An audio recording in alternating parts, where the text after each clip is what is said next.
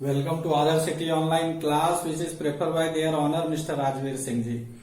Last topic में हमने discuss किया था एक्सप्रेसिंग कंसंट्रेशन, टेम्परेचर के रिगार्डिंग कंसंट्रेशन हम कर रहे हैं। तो आज जो टॉपिक डिस्कस करने वाले हैं वो है सॉल्यूशन की strength, molarity and other parts of its, और कुछ एग्जांपल भी देखेंगे कि how it can be express, और एग्जाम में कैसे क्वेश्चन आ जाते हैं और उनको कैसे हम सॉल्व इजिली कर सकते हैं। तो लेट्स हियर वी डिफाइन। सबसे पहले strength of the solutions, it is defined as the amount of solute present in 1 litre of the solution.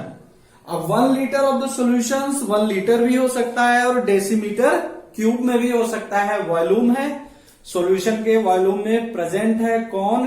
Solute, और सॉल्यूट किस में होगा? ग्राम में। ग्राम में सॉल्यूट होगा और वॉल्यूम आपका लीटर या डेसीमीटर क्यूब में होगा, तो हम उसे बोलते हैं स्ट्रेंथ। अब स्ट्रेंथ को कैलकुलेट करने के लिए जो फॉर्मूला गिवन है, the strength of the solution is equal to mass of the solute in gram divided by volume of the solution in litre और डेसीमीटर क्यूब। अब आते हैं मोलरिटी के केस में। It is defined as the number of moles of the solute dissolve in per litre, और इसके लिए भी सेम है, डेसीमीटर क्यूब भी हो सकता है और लीटर भी हो सकता है।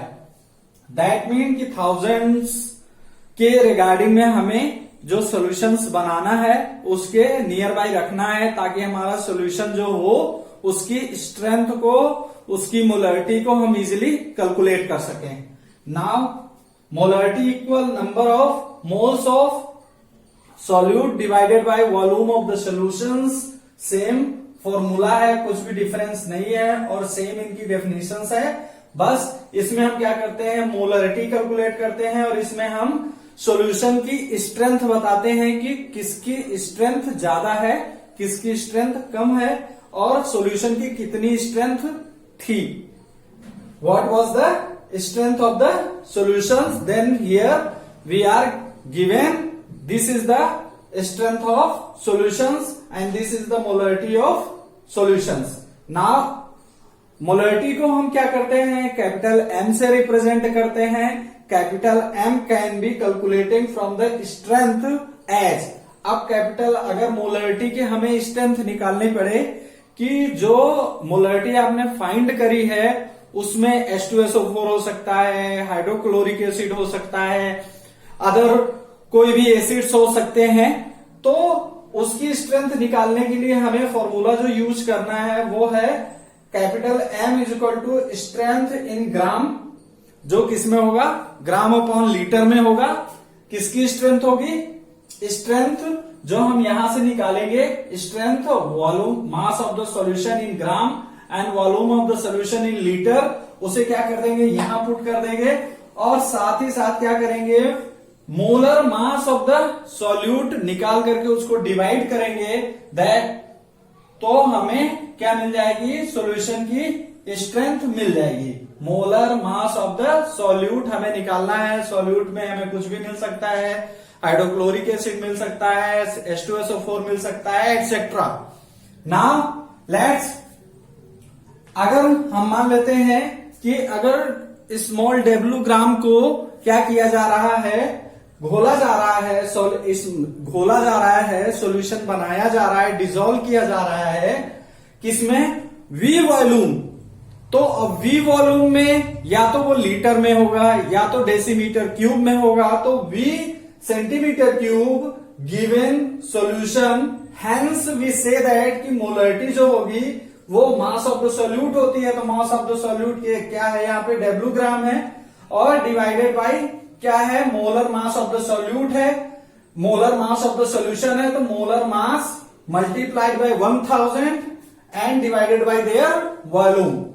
तो एक तरीके से आ गया, मोलर मास को मल्टीप्लाई कर देंगे वॉल्यूम के साथ में नीचे, और ऊपर W को मल्टीप्लाई कर देंगे 1000 से, डिवाइड करेंगे तो डायरेक्ट हमें मोलरिटी पता चल जाएगी। नाउ यहाँ पे एक क्वेश्चन मैंने लिख रखा है फॉर एग्जांपल के लिए कि ए solution of sulfuric acid having 4.9 gram of it dissolve in 500 centimeter cube of solutions, calculate its molarity। तो सबसे पहले क्या आपको लिखना है यहाँ पे H2SO4 जो आपका सोल्यूट है वो किसमें होगा, सॉलिड में होगा। तो सॉलिड की जो मात्रा है आपकी कितनी है, 4.9 ग्राम। अब उसके बाद जो वॉल्यूम आपको मिल रहा है वो कितना मिल रहा है, 500 सेंटीमीटर क्यूब। अब हमें क्या करना है, इसे कैलकुलेट करना है। तो हम सबसे पहले हमें क्या पता होना चाहिए, molar mass of the solute. अब मोलर मास को निकालने के लिए हम क्या करेंगे, H2SO4 को मोलर मास को निकालते हैं। तो यहाँ हाइड्रोजन के 2 molecule multiplied by 1 plus sulphur का एटॉमिक नंबर है 16, यानी जो मोलर मास हो गया वो हो गया 32 प्लस अब यहाँ पे ऑक्सीजन के 4 मॉलिक्यूल हैं। तो क्या करेंगे, 4 मॉलिक्यूल, दैट मीन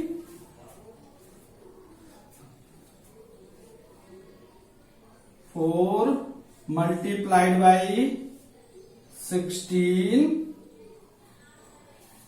नाउ ये हो गया 2 प्लस 32 प्लस 64। अब टोटल ऐड करेंगे तो 4 2 6 2 8 एंड 6 3 9, 98 ग्राम मोल इनवर्स। ये आ गया आपका मोलर मास। मोलर मास किसका है, H2SO4 का। अब H2SO4 का आपको मोलर मास मिल गया तो आप डायरेक्ट फॉर्मूला में इसको क्या कर दीजिए, फीड कर दीजिए। तो आपको क्या मिल जाएगा, डायरेक्ट मोलरिटी आपको पता चल जाएगी। तो सबसे पहले क्या होता है, M is equal to mass of solute, तो कितना है 4.9 ग्राम डिवाइडेड बाई, अब क्या है molar mass of the molar mass. तो मोलर मास हमारा क्या आया है 98 ग्राम मोल इनवर्स। अब मल्टीप्लाइड बाय कितना होता है 1000 और नीचे वॉल्यूम जो दिया हुआ है हमें किसमें है 500 सेंटीमीटर क्यूब। तो ये क्या है लीटर में और यहाँ पे 500 सेंटीमीटर क्यूब। अब 2 0 से 2 0 कट गए, 5 1 जा 5 2 जा 10, दैट मीन कि ये हो गया आपका 4.9 मल्टीप्लाइड बाई 2 डिवाइडेड बाई 98। इसको आप डिवाइड करोगे तो ये आएगा 0.1 m। मोलरिटी आपकी आ गई 0.1 m। अब m की जगह पे भी या तो आप कैपिटल M लिख दो या फिर यहां लिखो mole litre inverse.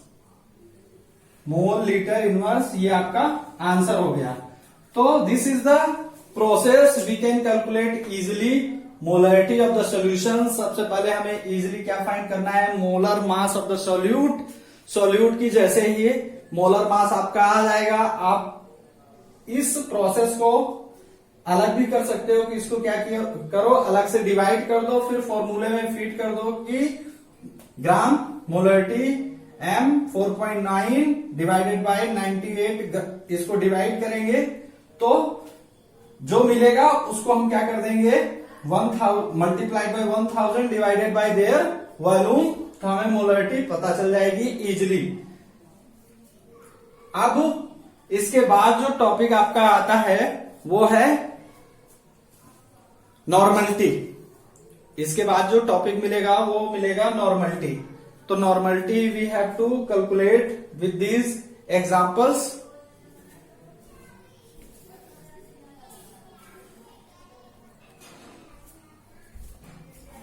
Normality discuss करने वाले थे, तो let's here we define it. It is defined as the number of gram present in equivalent solute dissolve per litre given solute. That mean कि it is defined as the number of solute equivalent solute which is present in per litre.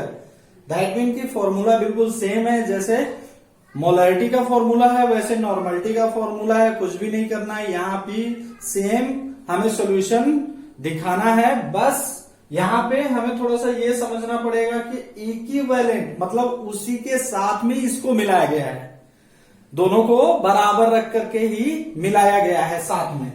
तो अब इसकी strength को हम कैसे calculate कर सकते हैं? N can be calculated from strength capital N is equal to strength in gram per litre cube divided by equivalent mass of solute. अब if W gram of solute are present in V centimeter cube of a solution, तो formula निकालने के लिए हम उसको मान रहे हैं कि ये W ग्राम होगा और वॉल्यूम V होगा, तो formula then normality is equal to W upon divided by equivalent mass of solute multiplied by 1000 upon